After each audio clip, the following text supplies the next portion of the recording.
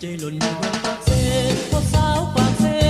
ยิ้มมีเสน่ห์หัวใจจริงหล่นมาพบกันครั้งเดียวเห็นกันเธอเดียวใจบวกพกวนวน